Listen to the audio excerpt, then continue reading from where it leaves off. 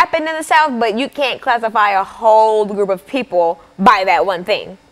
And that's my biggest issue. And I wish that there were more groups that were fighting for the rights of the minorities that people kind of sweep under the rug. Like, for instance, for black people, they have the NAACP, which is the National Association for the Advancement of Colored People. And they fight for our rights, but how many groups do you see? And there are plenty black rights groups like the Black Panthers and the NAACP, et cetera, et cetera. But how many Islamic groups do you see that fight for the rights of Islam? Okay, so what we will do, we'll take this second commercial break, and we'll be back with our audience following this very, very short commercial break.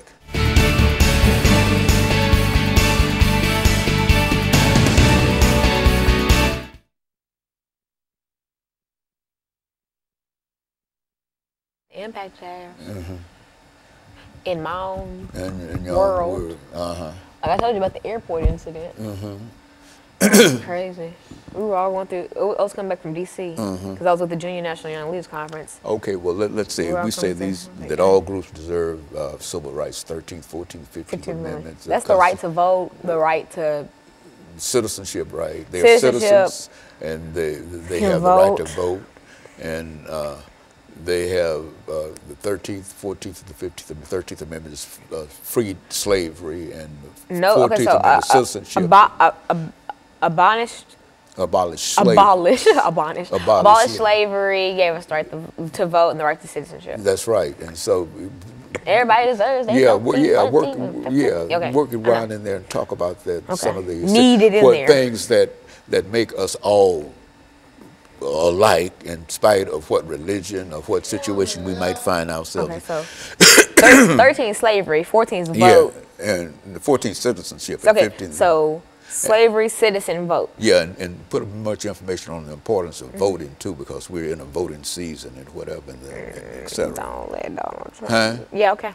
You know, just that's what I'm, talk about, the basic constitutional rights that people have. The 13th Amendment black folks had because they were slaves. In the 14th Amendment, they became citizens, and the 15th Amendment allowed them the right to vote. And now, when we talk about voting, this is where it's needed. People like people in your situation. And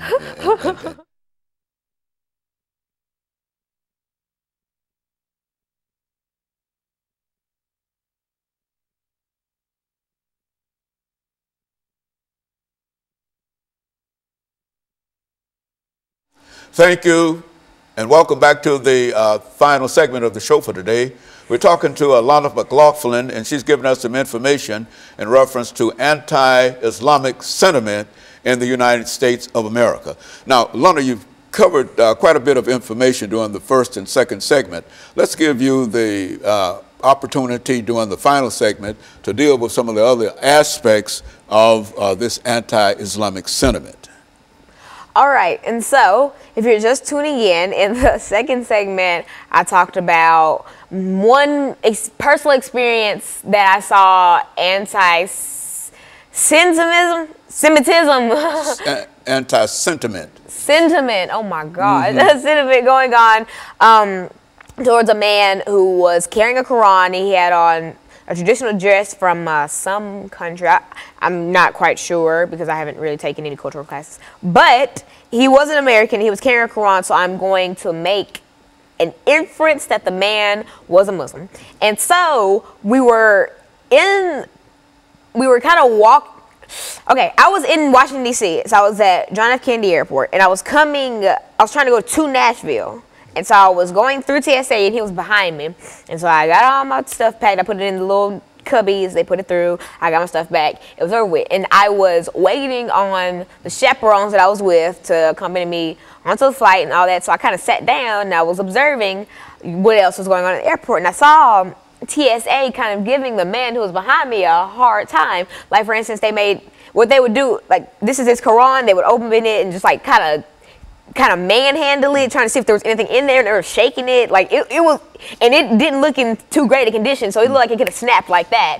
And it was just, they were doing so much extra, and that really just made my blood boil, because at that time there wasn't anything I can do, because I couldn't go up there, because once you go through TSA, I couldn't go straight because as he was coming through it, I couldn't go through that line, and everything was too busy, so I couldn't really do anything about it except, you know, tell the chaperones I was with, and even they expressed their own disgust about it. And that just really made me think, wow, like that's something that happens so often, but it's never reported on websites and etc. But let that have been any other race getting racially profiled, I promise you it would have been everywhere. If that was me and they were double checking my stuff and asking me stupid stuff like, do I live in Chicago, or do I have a father, and stupid stereotypical things like that, trust me, it would have been on News Channel 5 like that, or on Fox 17. So you find that this is quite prevalent. It's quite prevalent in terms of the denial in a real sense of people's constitutional rights. It is. Citizenship rights and whatnot. Is that what you're saying here? It is, and that's why I feel like there are certain political candidates who do not encourage equality. I'm not going to go into name dropping or anything, but there are certain candidates that do not support equality, and I feel like, okay, right now the two top candidates are Donald Trump and Hillary Clinton, and that's just, you just really can't fight that. And I feel like, since I'm not old enough to vote, I'm just watching this unfold, and I'm not making any certain choice because my opinion wouldn't really be taken for anything because I can't vote. But I'm watching this unfold, and I'm listening to both of their speeches and all the things that they promised to do with America. And I'm just sitting here thinking like, wow, one of these candidates really wants an America that's built around him and people who are like him, that 1%. And I don't feel like you could really be a president if you don't think about other people, because running a country, you have to put others before yourself. You have millions of people who are looking up to you, who are abiding by your rules, and if you exclude them from some of the things, A, that's not right, and B, that's dangerous. Alana, in your category and your age group, I know you're not old enough to vote yet, but do you find that there's any kind of sentiment in reference to what is going on from a social level, from a religious level, among the people that you meet every day? I mean, is there any recognition? I see so many sentiment, not even just Islamic. I see so much sentiment towards me going to school from my peers, because I was blessed with a brain and I've put my brain to use. So I'm in a lot of extracurricular activities that are academic based. So I've been called things like, I've been told things like, I don't want to be black because all I do is hang around white kids, and I'm so white and things like that. But the last time I checked, I don't look that white. So you think that in a real sense that there's quite a bit of really racism in a real sense among people of your age, and what are you doing to try to change that in order to make the world that we live in a better world? What are you doing, and what do you find that some of your peers can do? You know, first of all, what I personally do is I don't feed into it. I'm not going to fight some ignorant child who comes up to me spurring and spitting out a bunch of racial slurs towards me, because that's not going to do anything but end in a fight, and that's just not what I'm about to do. First of all, I'll calmly ask them, why do you feel the way that you feel about that? And if they have sense enough to give me an answer, I'm not going to bash them for that answer, because they probably, because see, racism, you're not born racist. You're taught racism. If they're saying all that to me, they probably grew up or in a household or a neighborhood where things like that were just common core. And so I asked them, say, let's make a mock conversation. You're so white, all you do is hang around white kids. Well, why do you think that I'm so white? Because all you do is hang around white kids. Well, it's not necessarily my fault. Say if I'm in a homeroom that's basically, in a lot of schools, they choose your classes by test scores.